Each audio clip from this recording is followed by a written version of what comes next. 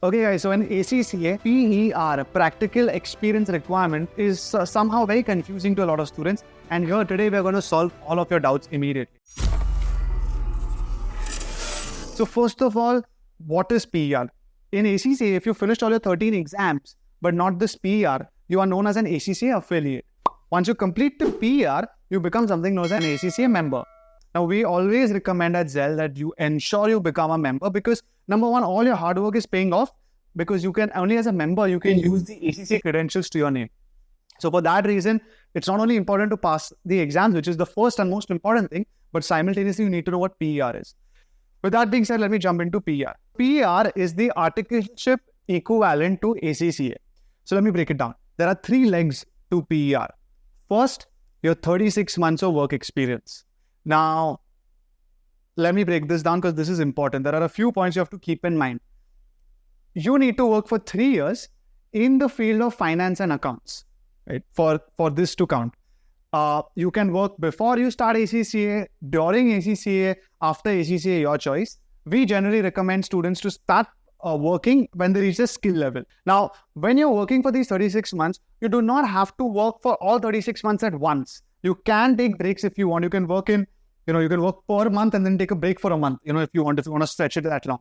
The companies you work at, again, at Zell, we recommend that if you are pursuing ACCA, work in a CA firm to fulfill your PER, but that's not necessary. You can work in a CA firm if you have your dad's business and he's in the restaurant field and you want to work in his accounting department, that will also count. So again, the companies don't count. You can shift 36 different companies if you want in 36 months. You just need a total aggregate of 36 months of work experience. And how do you also measure this? In your My ACCA account, you will have to ensure that you put up, okay, look, I've worked for 1 month in this company or 1 year in this company. It goes to your senior and your senior has to approve it, and that's how ACCA knows it's counted. Coming to a senior, it's not mandatory that your senior is an ACCA or a CA. Again, Zell's recommendation that work in a CA firm, it all gets counted, your experience and your senior. Your senior can be a non-ACCA, non-CA. Our recommendation is work in a CA firm, a lot of it gets fulfilled.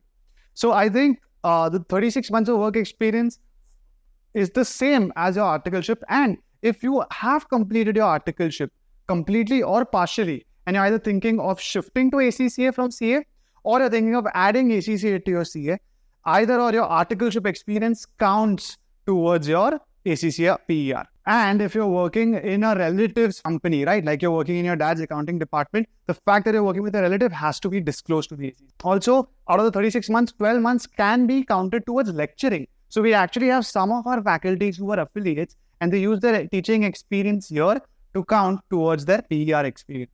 Second leg of PER are the performance objectives. So what are performance objectives? ACCA wants its students to demonstrate that they can achieve certain objectives, which are either technical objectives like fulfilling your tax and audit and accounting requirements, or their soft skill objectives that you can display. Your communication is strong, your leadership qualities are good, and things like that.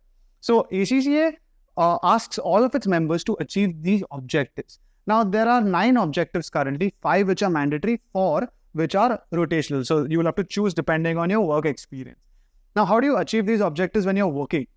And the objectives can be things like, for example, if you have worked on an audit, right, show how have you prepared an audit plan. So if this is one objective, if you worked in the audit field, you'll choose this. And then when ACCA will ask you to answer some basic 2 to 3 questions regarding this objective, regarding the fact that you've planned an audit. You fill these answers in 200 to 300 words and they go to your senior. The senior approves it, and that's how ACCA knows that fine, this candidate has achieved this objective, and that way you achieve another 8. So that's what performance objectives are. Most of the time, your performance objectives be achieved in your 3 years of work experience of PER. It's not necessary. It can be after, it can be before, but most of the time it overlaps. Also, one major point of difference, the senior who signs off your objectives here has to be a member of the IFAC, which for you and me, he has to be either a CA or an ACCA. That is another reason that we recommend that work in a CA firm. Not only will you get the experience of working in a CA firm, your senior will be a CA, which will count towards your articleship equivalent 36 months, as well as your objectives. So that's the objective part. For example, again, students do ask that besides CA and ACCAs, who else can sign their performance objectives? You can be a CPA. I think even CFAs are IFRS qualified. So they can sign. MBAs cannot. So if you want to know if it's not a CA or an ACCA or a CPA and you want to check, make sure that the body under which this senior is qualified is part of something known as the IFAC, the International Federation of Accountants. Third and final leg of PER is the ethics module. So now I think the ethics module is chargeable. Earlier it wasn't chargeable. And they call it EPSM, Ethics, Professional and Skill Module. This is pretty simple. It's basically that you can do this anytime at home, anytime during your exams, in your knowledge, skill or P level. You basically sit at home, go through this entire module. It's not exactly an exam, but they have a lot of details about how to approach situations from an ethical standpoint. And you have to answer things which are right or wrong, obviously.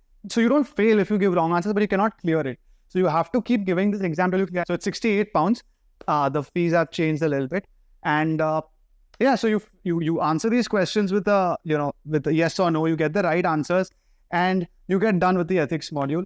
And that's about it. So if you finish your 36 months of work experience, you finish your performance objectives and you complete your ethics module, you are then done with your PER. And obviously, if you've done your 13 exams, you are an affiliate ready to apply for membership.